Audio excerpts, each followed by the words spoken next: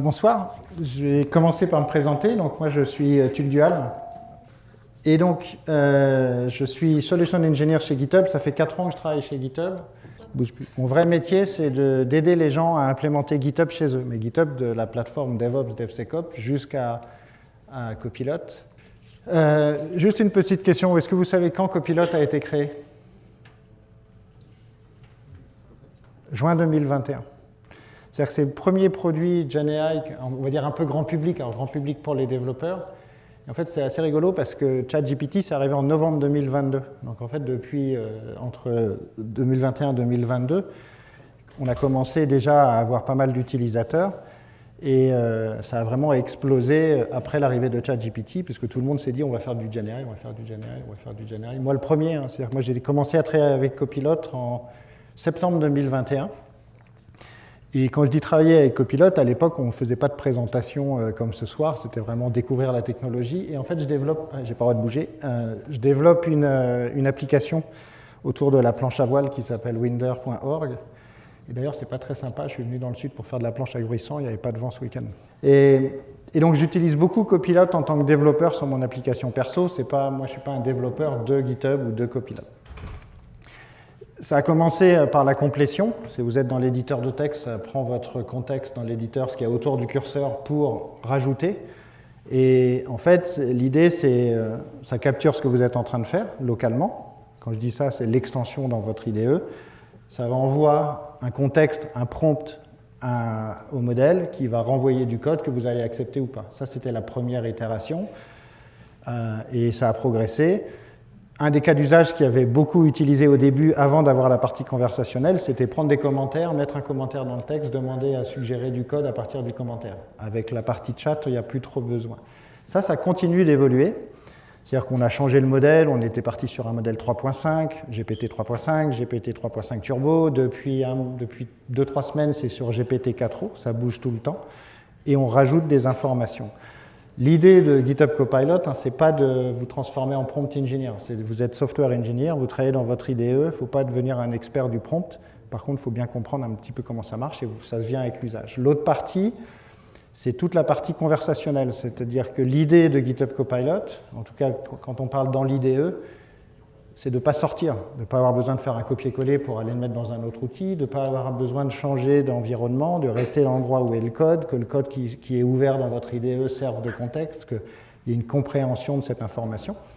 Et la partie chat qui est arrivée en 2022, justement, sert à ça. C'est-à-dire que vous avez la partie vraiment conversation, vous posez une question, à quoi sert ce texte ? Comment je rajoute cette information? Est-ce que tu peux me générer du code pour écrire les tests? Est-ce que tu peux faire de la rétrofit sur la doc, créer des nouvelles fonctionnalités? Pour ceux qui utilisent Copilot aujourd'hui, si vous n'utilisez pas le chat, vous perdez probablement 90% de ce que c'est faire Copilot. Parce qu'en fait, en tant que dev, on a l'habitude de travailler dans l'éditeur de texte avec la complétion et on se dit, le chat, je ne vais pas m'en servir, j'en ai pas besoin, sachant que tous les mois, on a des nouvelles versions de Copilot. Donc ça évolue tout le temps, donc ça vaut vraiment le coup. Quand la première version du chat était là, je l'utilisais très peu. Quand on est passé du modèle 3.5 au modèle 4o dans le chat, j'ai commencé personnellement à l'utiliser.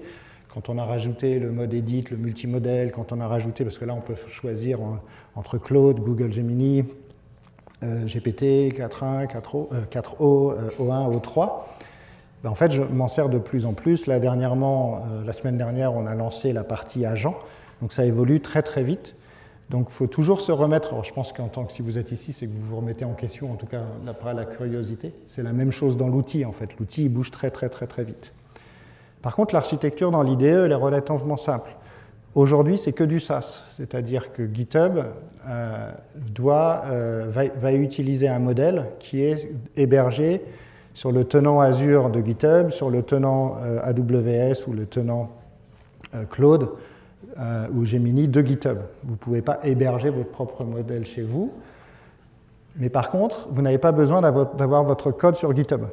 Il faut juste un compte GitHub qui sert d'authentification au service. Si votre code est sur GitHub, il y a des petites choses qui se passent en plus en termes d'indexation pour faire du RAG sur le code. Au lieu d'utiliser uniquement l'index de votre IDE, ça va utiliser également l'index qu'il y a dans github.com. Mais le principe, c'est vraiment, ça utilise un contexte dans l'IDE. Le système prompt, il est généré par l'extension. Vous avez la possibilité de rajouter des fichiers, rajouter des choses dans le contexte. Ça va faire un prompt qui va être envoyé. Il va se passer plein de choses autour de Responsibility, la sécurité, etc. au milieu. Ça va renvoyer du code. Le code, c'est une suggestion. Vous l'acceptez ou vous ne l'acceptez pas. C'est votre code. On ne peut pas dire si le code est merdique, c'est de la faute de Copilot. Si le code est merdique, c'est parce que vous ne l'avez pas lu. S'il est merdique, vous le refusez. Vous le demandez à le réécrire. Ce n'est pas un générateur d'application, c'est vraiment un assistant pour aider à coder.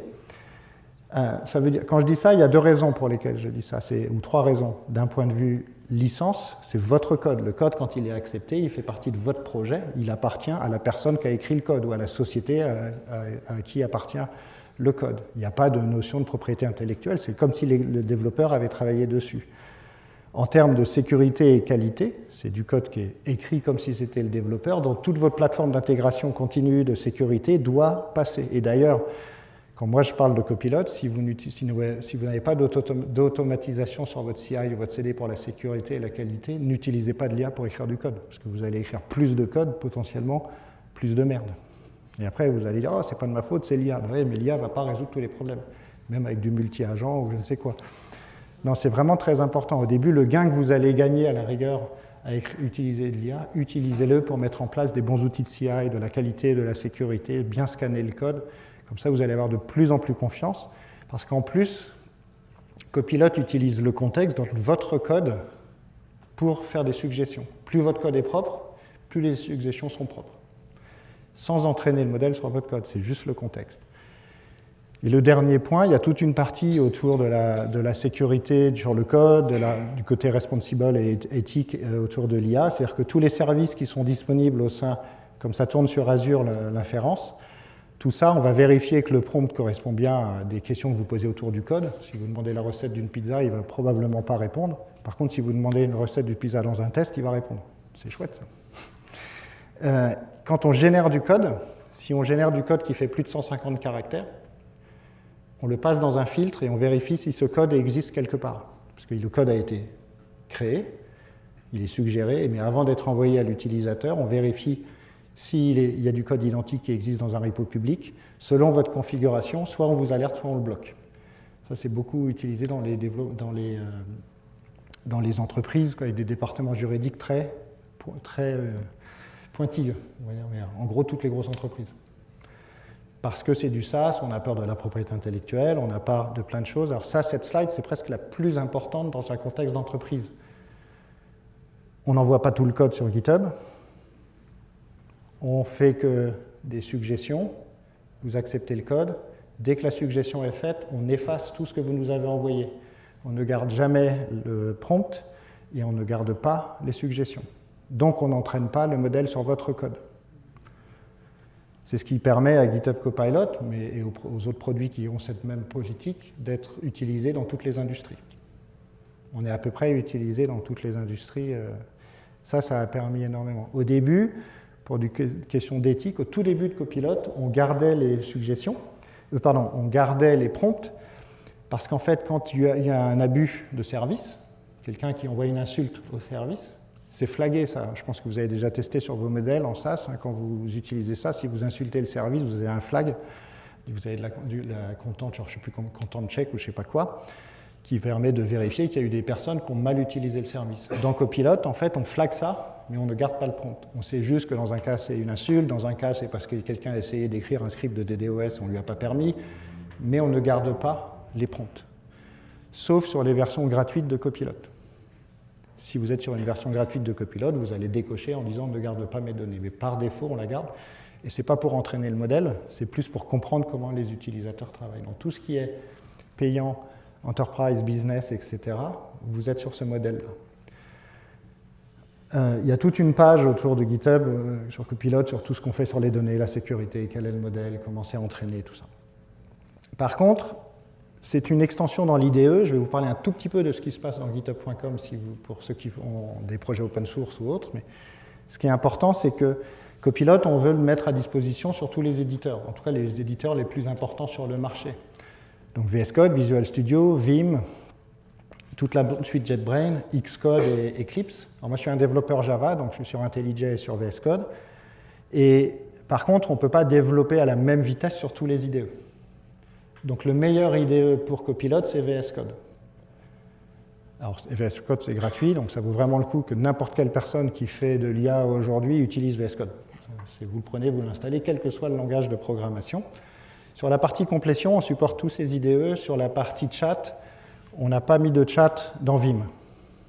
Par contre, sur les autres IDE, ça fonctionne, mais il y a des fonctionnalités différentes en fonction des IDE. Je vous le montrerai sur VS Code et sur JetBrains. C'est très dur de faire. Alors maintenant, il faudrait 4 heures pour faire une démo complète de Copilot, entre guillemets. C'est tous les mois, on rajoute des choses. Il y a des nouvelles fonctionnalités. Là, c'est en gros ce qui est sorti sur les 2 derniers mois, ou un peu plus que les 2 derniers mois. Le multimodèle, la partie agent, la partie edit qui permet de créer des fichiers, la partie code review sur les pull requests pour ceux qui sont sur la partie Copilot, la partie code review dans VS Code pour préparer la code review sans avoir commité le code. Il y a plein de choses. Si vous êtes intéressé par Copilot, si vous utilisez Copilot, je vous invite vraiment à passer 2 minutes tous les mois à regarder la release note de VS Code. Quand on sort VS Code, et en fait Copilot est construit dans... si je ferme ici, ça va faire quoi là? Ça va fermer le partage ou ça va... J'hésite. Je prends le risque. Hop. Ça fait quoi? Je suis encore dans le call. C'est bon? Donc, sympa. On va jouer ensemble. Donc, si vous regardez dans les release notes de VS Code, le premier bloc, c'est Copilot, tout le temps. Donc, si vous regardez, vous allez avoir plein de nouveautés tous les mois. Ça vaut vraiment le coup de prendre quelques minutes pour regarder ça, parce que ça vous donne ce qu'il y a dans VS Code, mais aussi une vision de ce qui va arriver dans le futur dans les autres IDE. Généralement, VS Code en premier, Visual Studio et JetBrains après, en parallèle. Eclipse, Xcode, c'est beaucoup plus lent. Donc, prenez à chaque fois 2-3 minutes pour les lire. À chaque fois qu'il y a des grosses fonctionnalités, il y a une petite vidéo de démonstration. Parce qu'en fait, c'est très dur de former les gens à des outils d'IA. C'est par la pratique qu'on le fait. Certains développeurs vont découvrir plein de fonctionnalités, d'autres développeurs ne vont pas le faire. Et la façon dont on va faire grossir l'utilisation de Copilot dans une équipe, c'est de partager ses expériences. Donc moi, j'ai choisi de vous montrer quelques fonctionnalités. Et juste avant la démo, alors pour vous qui êtes sur ce meet-up, je pense que c'est des choses qui sont évidentes. Même si on n'est pas des prompt engineers quand on travaille avec Copilot, c'est intéressant de comprendre comment ça fonctionne. Même si les outils de plus en plus essayent de comprendre l'intention du développeur et de mettre un bon contexte, plus vous allez pré-mâcher le travail, en essayant de choisir sur quel fichier je veux travailler, quelle est mon intention. On ne va pas demander à Copilot, crée-moi une application Next.js, il va faire quelque chose.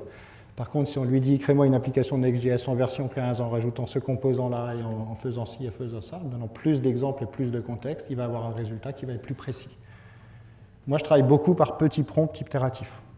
Je ne vais pas écrire « écris-moi des tests », je vais d'abord lui dire « écris-moi un test pour cette fonctionnalité-là, avec ça en entrée, ça en sortie ». Comme ça, je vérifie que cette première itération de test elle correspond à ce que je veux. Et après, je vais lui demander de rajouter des tests autour de ça, parce que ce contexte-là va avoir un impact très fort. Donc contexte, intention, clarté et spécificité. Spécificité, c'est quel type de données je veux en entrée-sortie. Moins on va laisser deviner l'IA, plus on va avoir une suggestion qui va être de bonne qualité. Alors après, cette slide-là, je l'ai gardée depuis 2 ans, mais par contre, l'importance du contexte, par exemple, a beaucoup diminué parce que maintenant, le copilote va essayer de deviner automatiquement ou prendre plus de contexte. Mais souvent, quand on est frustré ou déçu par la qualité des suggestions, c'est parce que souvent, on n'a pas mis assez de contexte dans la partie. Parce qu'il faut arrêter de tester les IA sur des fichiers où vous faites du greenfield, un nouveau fichier Next avec 300 fichiers ou 200 fichiers. Vous prenez n'importe quel projet, 19 000, 20 000, 30 000 fichiers, ce sont des vrais projets dans les entreprises. Ça. Et on ne va pas systématiquement prendre un contexte qui est complet. Il faut prendre ça aussi en compte quand on va regarder l'outil qu'on va mettre en place. Chez GitHub, tous les développeurs ont accès à Copilot. Chez Microsoft, la plupart, je parle vraiment des ingénieurs qui développent, ont accès à Copilot également. Donc, parmi les choses sur lesquelles... Là, je travaille avec VS Code. Et avec JetBrains. Quand je travaille avec VS Code, vous voyez, mettez bien à jour votre VS Code. Donc celui-là, c'est la version 1.99 qui est sortie vendredi. Donc qui fait du copilote là? Pour ceux qui en font déjà, vous allez être un tout petit peu perdu à la mise à jour parce qu'on a changé le chat il n'y a plus la partie, il n'y a plus les deux onglets Edit qui sont descendus ici. Et maintenant, on a Ask, Edit et Agent. Vous voyez, tout en bas, derrière moi, il y a le mode, quand je joue, ouais, hop, vous voyez, il y a plusieurs modes. Et le principe, c'est que vous vous connectez à GitHub, vous avez accès à Copilot, et la complétion est directement là. C'est-à-dire que dès qu'on va rajouter un peu de code, en fonction de ce que je demande, si c'est une variable, il va... allez, vas-y. C'est bien la complétion quand ça ne marche pas.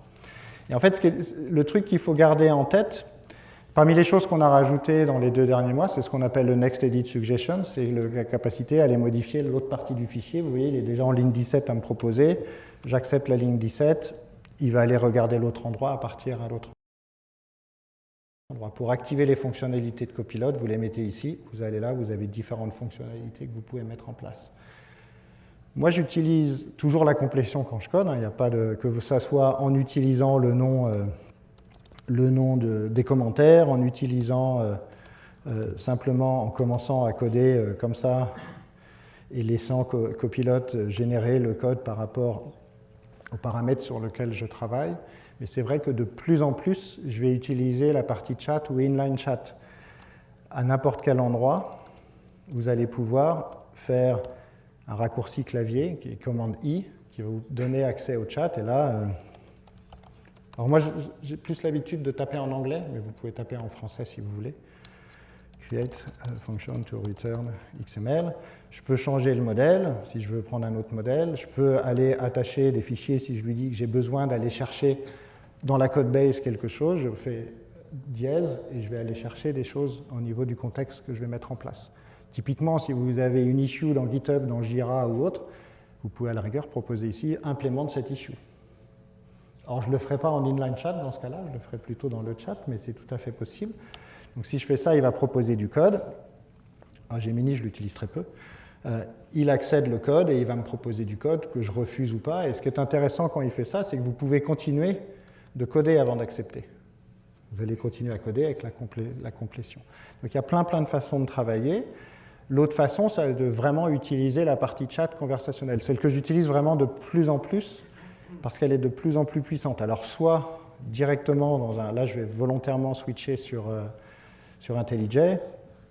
Donc là, je suis sur mon projet perso. Là, je vais prendre ça. Si vous prenez du code... Donc là, j'ai un code Java qui n'est pas très propre, avec plein de problèmes de sécurité. Ben, n'hésitez pas simplement à sélectionner du code, aller dans le code et dire... Alors, ce n'est pas un outil de sécurité, mais par contre, il peut vous aider. Une grosse partie, quand j'ai des développeurs seniors qui me disent « j'utilise pas le chat, j'utilise pas Copilot parce que je suis le champion de Java, etc. » Alors déjà, si c'est des champions de Java, ils sont probablement moins bons quelque part, donc ça peut être intéressant d'utiliser ça. Mais aussi, on peut se faire aider sur des choses. Et notamment, soulager les tech leads en apprenant à des développeurs qui sont un peu plus juniors à utiliser le chat pour poser les bonnes questions, pour progresser. Là, il y a un risque d'injection SQL. Il m'a dit, attention, il y a un risque d'injection SQL, voilà, etc. Ce qui est intéressant, c'est que si, avant de fixer cette partie-là, c'est-à-dire que là, je n'ai pas vérifié, mais il me l'a dit, je viens d'analyser la commande, safe, j'aurais besoin, bon, il n'a pas compris. Mais...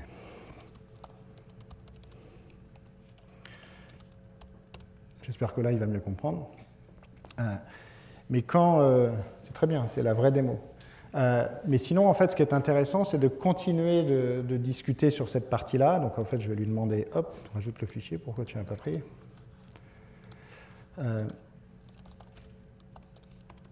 Allez, dernière tentative. Alors, secure, on va mettre secure parce que c'est plus ce mot-là en anglais qui va être intéressant. Moi, j'utilise beaucoup, quand je fais des workshops avec les gens, d'utiliser cette partie-là pour dire « allez plus loin ». Quand vous trouvez une faille de sécurité de qualité, vous posez juste une question « comment ça va être utilisé ? Est-ce que tu peux m'écrire un test ou quel test tu proposes ?» Mais avant de suggérer le code, ah bah oui, je sais pourquoi il parle. Parce qu'en fait, je suis dans le mode « edit ». Donc là, je ne suis pas dans la conversation, là, il va modifier le code. Il va essayer de modifier le code tout seul. Parce qu'en fait, il y a une partie où, quand vous êtes... Je vais le laisser faire, voilà, vous voyez, il m'a proposé des modifications pour améliorer le code. Et notamment, si je regarde cette partie-là, il a fixé un problème de sécurité en vérifiant le type de chaîne que lui envoie, refusant l'injection SQL en remplaçant par un query parameter. Je n'ai pas fait attention parce qu'en fait, on a maintenant dans JetBrains la partie chat qui est vraiment conversationnelle, où je ne vais pas modifier mes fichiers automatiquement, où là, il m'a fait une proposition. Ça, c'est super intéressant quand on veut faire du refactoring. Réécris-moi toute la classe, crée-moi un nouveau fichier, il va le faire automatiquement ici. C'est-à-dire que si je le fais différemment, c'est-à-dire que si je n'accepte pas les modifications, si je retourne dans la partie historique, ah ben, il ne l'a pas gardé ici, je vais le faire sur VS Code. Donc on va avoir cette possibilité de vraiment travailler avec la partie conversationnelle. Il faut vraiment prendre cette habitude. Ça devient... Parce qu'au début, vous allez trouver ça un peu inutile, parce que vous ne savez pas le type de questions que vous voulez poser. Moi, je vais vous montrer, quand je travaille sur ce code-là, par exemple, alors j'ai tendance maintenant à le faire dans VS Code et vous allez comprendre pourquoi. Je compile jamais, je ne sais pas développer en Java dans VS Code et je ne cherche pas à utiliser VS Code pour coder. Quand j'ai besoin de faire quelque chose de poussé avec VS Code, avec Copilot, je suis dans mon terminal sur IntelliJ, je parle en VS Code, et là, je vais aller lui écrire, alors je pense que je l'ai dans le chat, là, dans l'historique. Je ne l'ai pas. Bon, alors c'est parce que là, je vais lui dire refactor. Si on prend le fichier, je peux lui dire refactor the. Je vais aller chercher la classe API controller, extract all DB calls in. Et là, c'est pareil. Toujours mieux, si vous connaissez le nom de la classe que vous voulez utiliser, au lieu de laisser l'IA le faire, donnez le nom de la classe, ça sera plus intelligent. Vous êtes sûr de votre coup. When doing it. Et là, je vais vous montrer quelque chose d'important par rapport au contexte. Fix security issue with comment about the CVE. And add javadoc Angel. Donc là, je vais lui demander, en mode edit, il va analyser ce qu'il a à faire. Il va regarder ce qu'il a à faire. Et pourquoi j'aime bien le montrer plutôt sur VS Code que sur IntelliJ, c'est parce que là, on va voir ce qu'il est en train de faire. C'est-à-dire qu'il va créer les nouveaux fichiers, modifier les nouveaux fichiers. Et il va nous donner le travail. Voilà, hop, il a trouvé qu'il devait créer le fichier API service. Il est en train de le créer. Allez.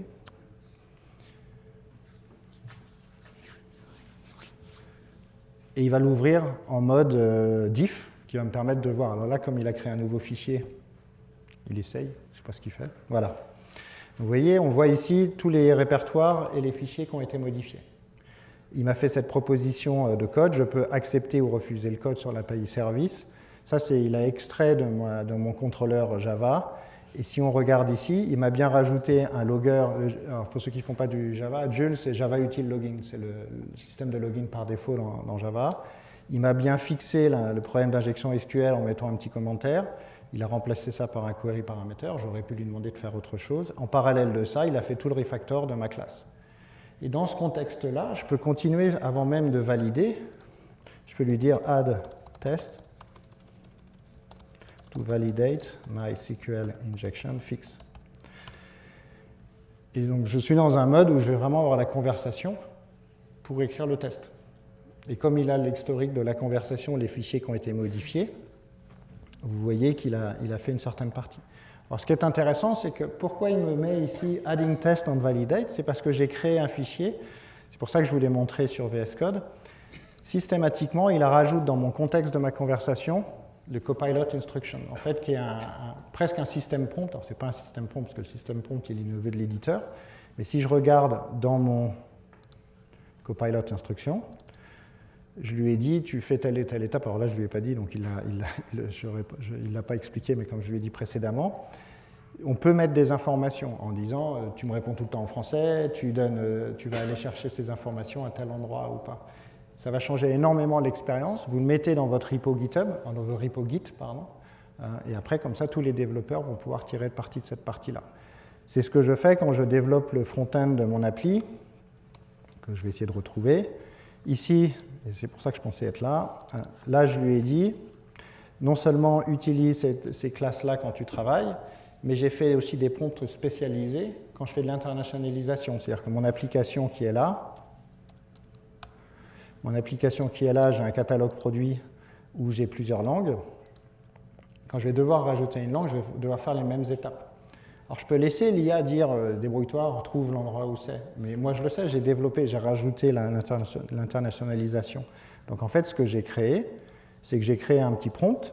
Sur ce prompt, je lui ai dit, quand tu vas demander à internationaliser, rappelle-toi que tu utilises Next International, les messages sont à tel endroit, les composants que tu dois modifier sont là, et tu fais ça. Ce qui me permet en fait de réutiliser ça tout de suite.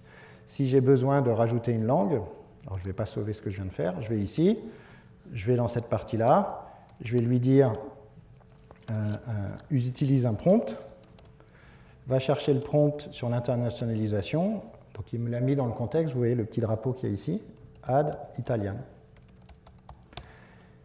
Et dans ce contexte-là, il va prendre tout le pré-prompt entre guillemets que j'ai mis en place. Parce qu'en fait, c'est là où je disais, il faut faire attention quand on va tester les produits d'IA, etc. Il y a une sacrée différence entre je veux créer quelque chose de nouveau et je veux faire du vibe coding, je vous le montrerai tout à l'heure quand j'en ai fait, versus je maintiens mon application. Et je continue de faire vivre cette application. 80% du temps que vous passez, ce n'est pas sur des nouveaux projets. Malheureusement, ce serait plus marrant si on faisait que des nouveaux projets. Et là, il commence à modifier tous les fichiers qui ont été mis en place pour rajouter l'italien sur la partie routing du projet, pour rajouter la langue dans le drop-down qui est ici, pour au fur et à mesure, quand il va avoir terminé, je vais avoir accès à plusieurs langues. J'ai configuré les prompts.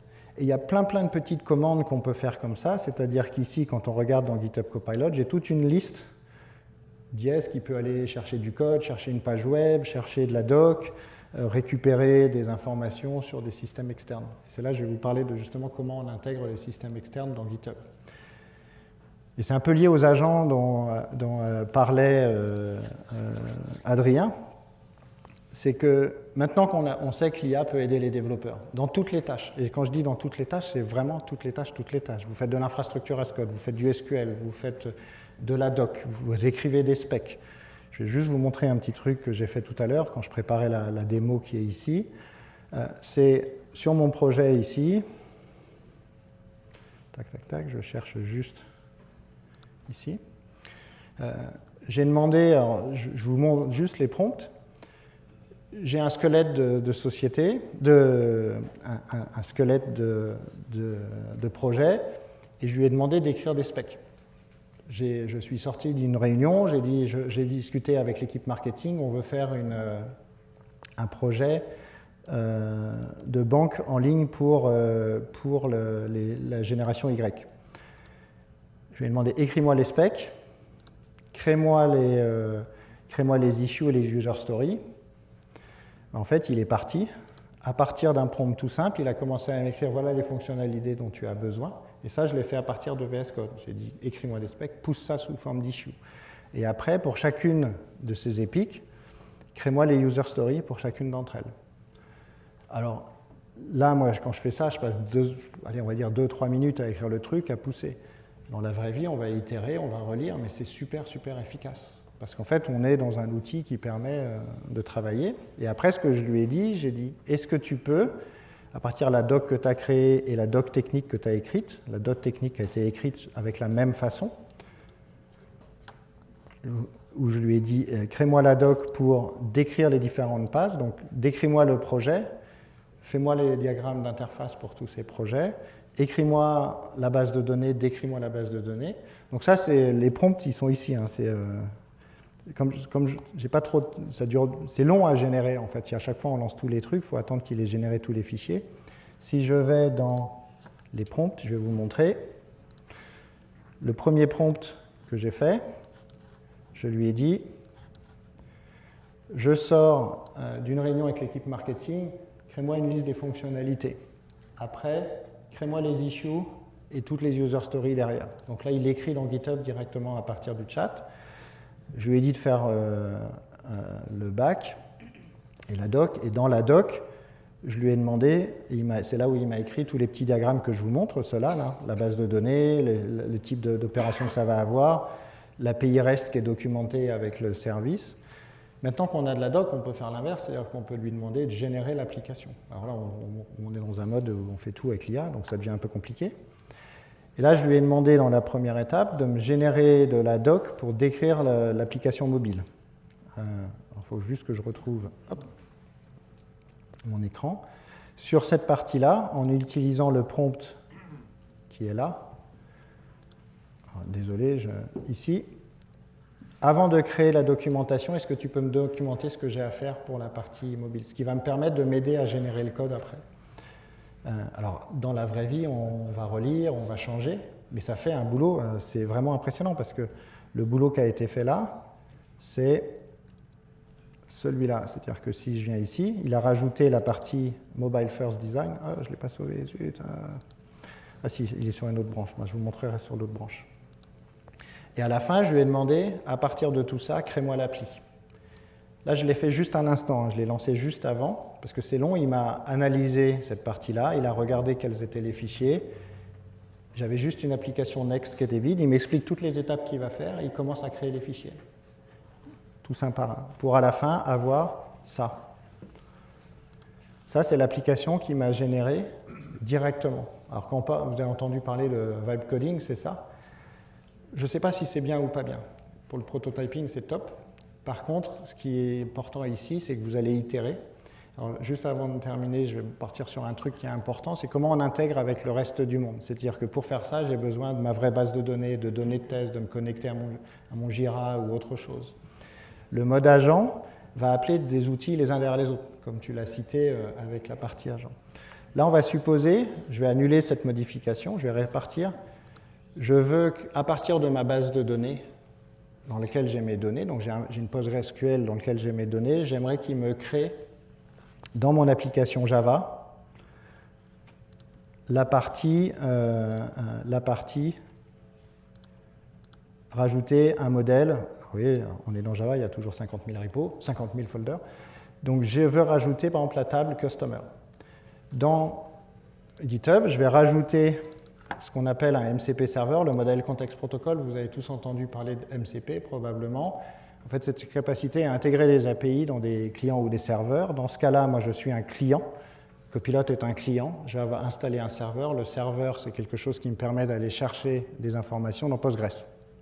C'est ce que j'ai fait ici. C'est-à-dire que si vous voyez là, je vais simplement dire, hop, quelque part, où est-ce qu'il est? Ici. Je lui ai dit, tu démarres un conteneur, tu te connectes à ce conteneur et tu te connectes à cette base de données. Comme ça, j'ai un service. Ça rajoute des outils dans la liste des outils disponibles dans Copilot. Et je peux aller lui dire, alors, je vais fermer tout. Hop, hop, et j'ai fermé trop. Allez. Désolé, Adrien. Non, c'est pas ça.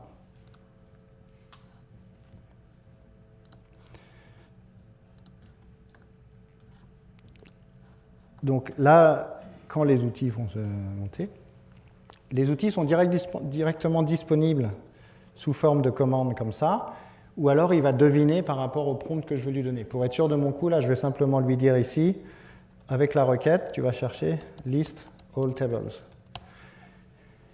Et là, comme il me signale qu'il va chercher un outil tiers, il me propose d'abord, est-ce que tu m'autorises à utiliser cet outil? Alors je dis oui, maintenant pour la session, tu peux y aller. Et je vais pouvoir lui demander ici. Donc là, il interroge, donc il démarre le serveur dans Docker. Alors vous pouvez le faire en remote. Il est allé lire ma base de données. Il a sorti les tables. Et je pourrais lui dire, hop, voilà. Je vais lui dire, va chercher dans le répertoire backend et rajoute le contrôleur et le modèle pour la table Customer dans ma base de données. Là, il va aller faire plusieurs choses les uns derrière les autres. Alors, on ne les voit pas tourner, les agents. Ce qui se passe, c'est que premièrement, il recherche la codebase. Il va voir où est-ce qu'il y a potentiellement des clients. Il va voir quel fichier il faut créer. Ensuite, il appelle la base de données. Il fait un select star avec une limite de 1 pour récupérer tous les champs, pour lui permettre de créer la classe. Dans ce cas-là, ça va être une classe Java. Et il va commencer à créer. Et là, il va commencer, comme on l'a fait tout à l'heure, à intégrer ça dans le modèle entité-relation. Donc là, ça va être du JPR. C'est du Spring Boot. Mais en fait, cette partie où on va commencer à aller chercher des outils pour avoir des données précises, pour avoir un contexte très précis, est vraiment intéressant. C'est-à-dire qu'il a compris que je faisais du Spring Boot, qu'il allait falloir faire un repository donc pour travailler par certaines requêtes. Alors, ça va marcher avec Django, avec Ruby, pareil. Et là, il m'a créé la classe par rapport à ce qui existe.